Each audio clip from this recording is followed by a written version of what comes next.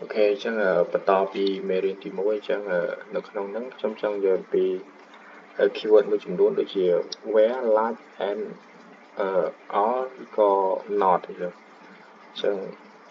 នៅក្នុងហ្នឹងខ្ញុំបានបង្កើត database ហើយឈ្មោះ test ហើយខ្ញុំនឹងសេ keyword use test អូខេអញ្ចឹង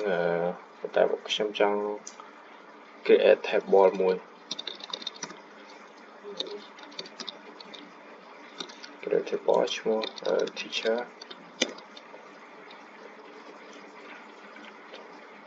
okay teacher and អញ្ចឹងនៅ teacher ខ្ញុំដាក់ត្រណ័យវាជាខ្ញុំដាក់ id ប្រធាននៃជា n set primary key primary key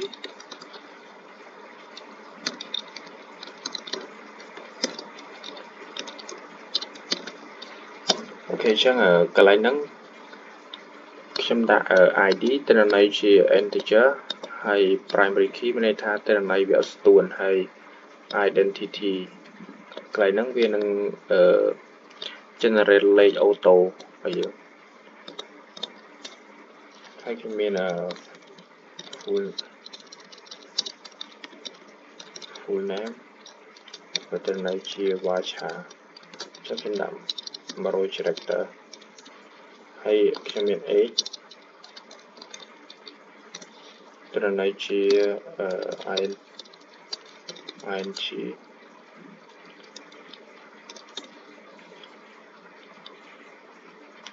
ហើយបន្តមកខ្ញុំមាន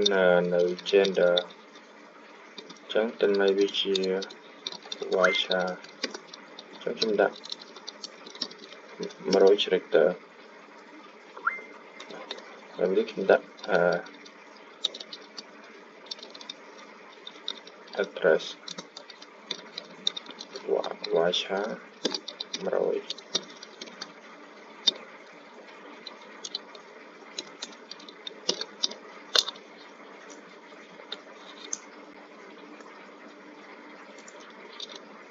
អូខេអញ្ចឹងខ្ញុំ insert ចូល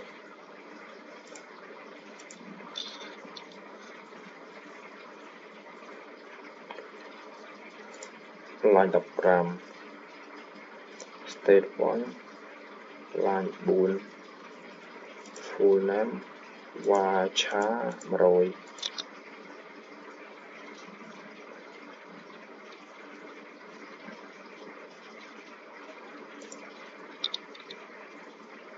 sorry ខុសកន្លែងនោះ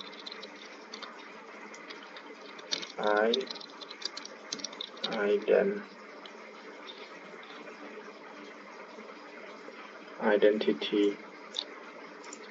អូខេរំដងទៀតអូខេចូលអញ្ចឹងយើង select មក select guy from teacher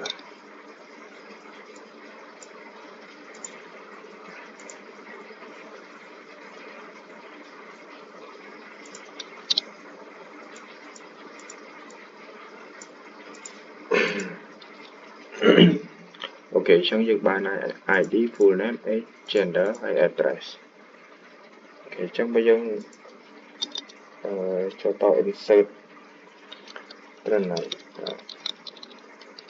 insert into គេយើងឈ្មោះ table យើង teacher អញ្ចឹងខ្ញុំនឹងសេពេច r មួយ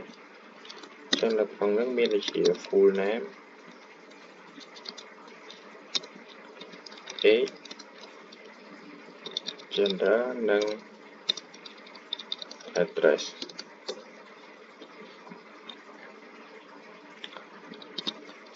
ហើយយើងនឹងសេ keyword មួយ value ខ្ញុំដាក់សុខា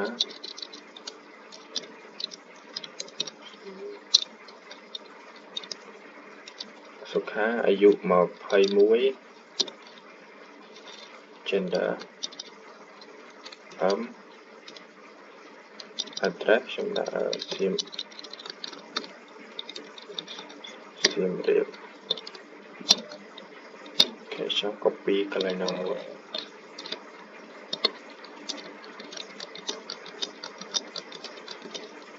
អូខេចឹងកន្លែងហ្នឹងខ្ញុំដូរដាក់ dara ភេទប្រុស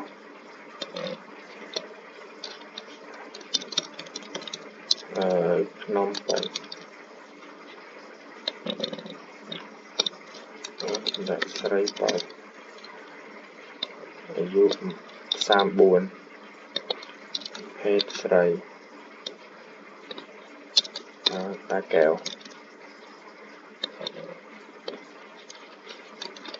សុគន្ធ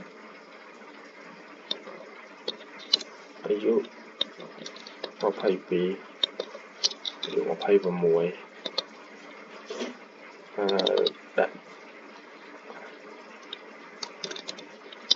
កំពតចឹងមួយទៀតដាក់ឈ្មោះបូរ៉ាអាយុ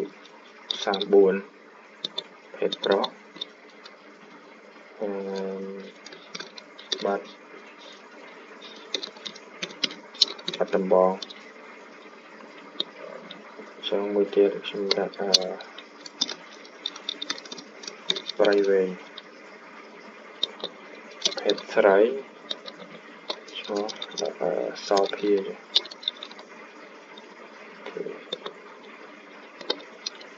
សុខាហើយតែឈ្មោះស្រីនេះអាយុ41អាយុ31ភេទស្រីសៀមរាបដែរអូ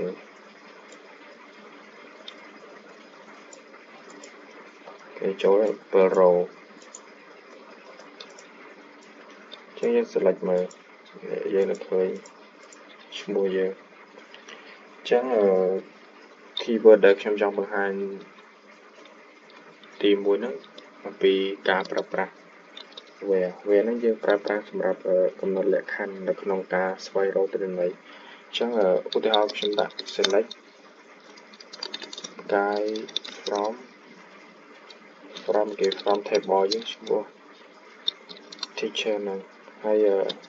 យើងសរសេរ keyword មួយ where age ចឹងកន្លែងហ្នឹងមកដល់ការកំណត់លក្ខខណ្ឌហ្នឹងចឹងលក្ខខណ្ឌដែលយើងចង់បានរបៀបម៉េចយើងចង់បាន age តូចជាងage តូចជាងឬស្មើ22ចឹងវានឹងបង្ហាញបែបម៉េចចឹងវានឹងបង្ហាញលេខចាប់ពី22ចុះក្រោមចឹងបើយើងចង់បង្ហាញលេខដែលវាធំជាង22ចឹងវានឹងបង្ហាញពី22ឡើងបង្ហាញទិន្នន័យចាប់ពី22ឆ្នាំឡើង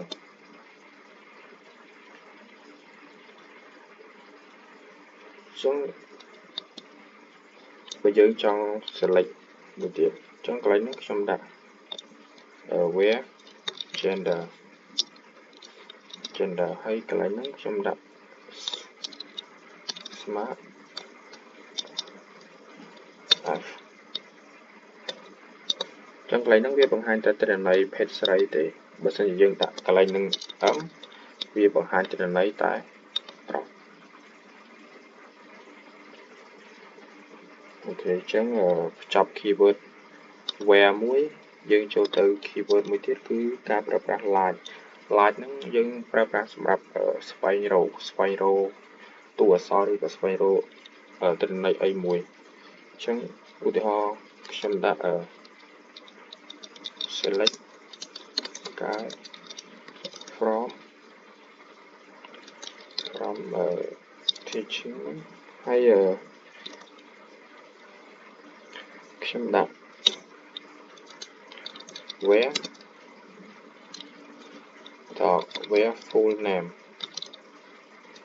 where full name large keyword large ស្វែងរក តើខ្ញុំចង់ស្វែងរកអក្សរមួយដែលផ្ដើមដោយអក្សរ S ចឹងកន្លែងនេះគឺដាក់ S ហើយយើងសរសេរភាគរយពីមុខ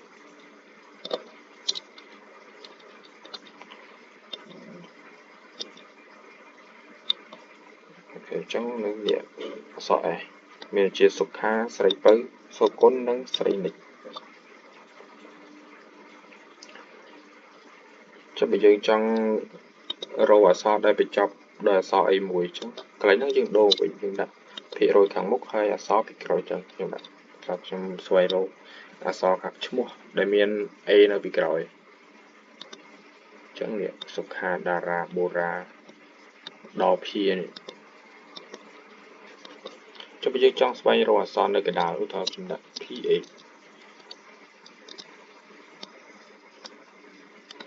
ចឹងនេះដល់ភានេះ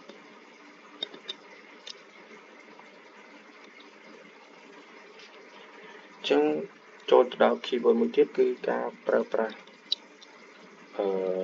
and keyword and ចឹងឧទាហរណ៍ខ្ញុំ select កាយ from teacher ហើយខ្ញុំប្រើប្រាស់ where gender ស្មើភេទប្រុសហើយ and keyword and gender age ធំជាង22ចឹងកន្លែងហ្នឹងត្រូវតែមានចង់ថាលក្ខខណ្ឌហ្នឹងត្រូវទាំងពីរ gender ប្រុសហើយអាយុត្រូវតែធំជាង22ខ្ញុំបានអូខេចឹងនេះធំជាង22 26 34ហើយភេទប្រុសចឹងបើខុសពីហ្នឹងគឺអត់យក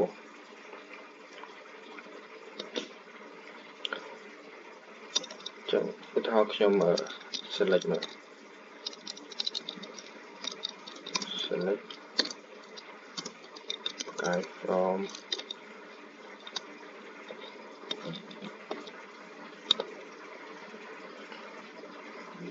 អាយុ21ធំជាង22ចឹងនេះយើងមានអាយុធំជាង22មានច្រើនមាន34 31ចឹងកន្លែងហ្នឹងវាអត់បង្ហាញទាំងអស់ទេដោយសារតែភេទប្រុសហើយដែលអាយុធំជាង22ហ្នឹងមានតែ2នាក់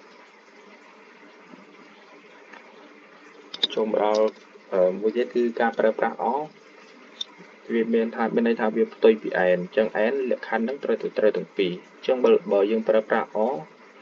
លក្ខខណ្ឌមួយណាពិតក៏បានក៏យើងយកដែរឧទាហរណ៍ gender ពិតហើយ age អត់ពិតវានឹងយកអញ្ចឹងដល់ខ្ញុំ copy អាហ្នឹង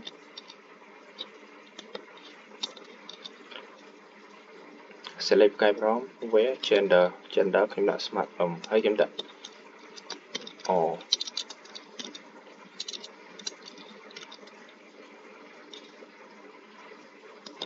ចឹងចាំមើលចេញដល់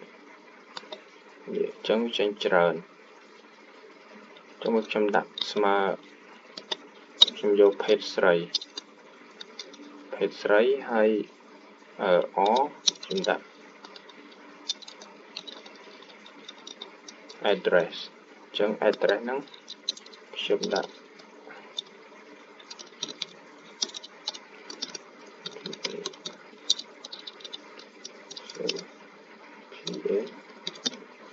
ភ្នំពេញ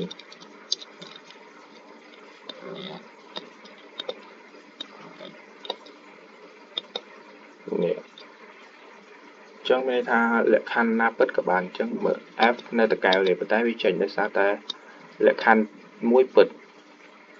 ចឹងបើថាអត់ពិតទាំងពីរអាហ្នឹងវាចេញចឹងមួយណាពិតក៏បានបើសិនជា N ត្រូវតែពិតទាំងពីរចឹងឧទាហរណ៍ not ចូលម្ដងមួយទៀតគឺការប្រើប្រាស់ not ចឹងថាខ្ញុំ select guy from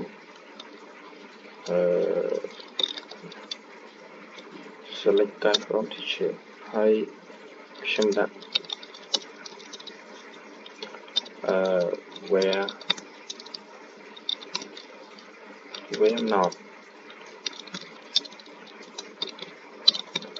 where not gender smart f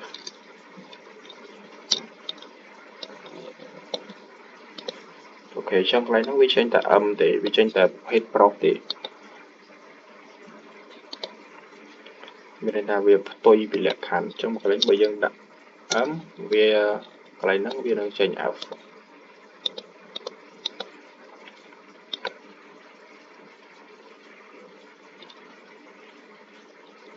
ចឹងមួយទៀតគឺថាខ្ញុំ select ផ្កាយ from teacher ហ្នឹង where not ដាក់ a តូចជាង 20 ថា a តូចជាង 20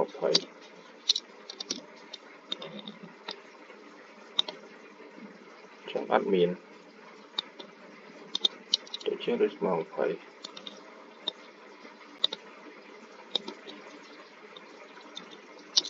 ចំណេញតូច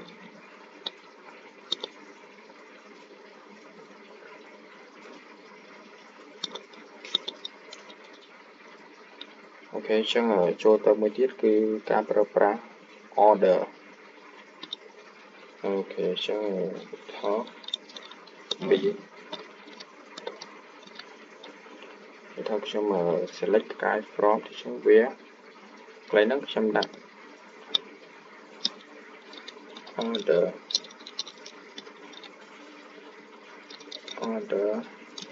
by A S A C ចឹងកន្លែងហ្នឹងមានន័យថាយើងតម្រៀបលេខពីធំទៅពីតូចទៅធំ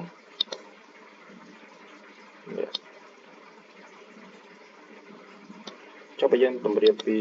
ធំទៅតូចវិញE S C E S C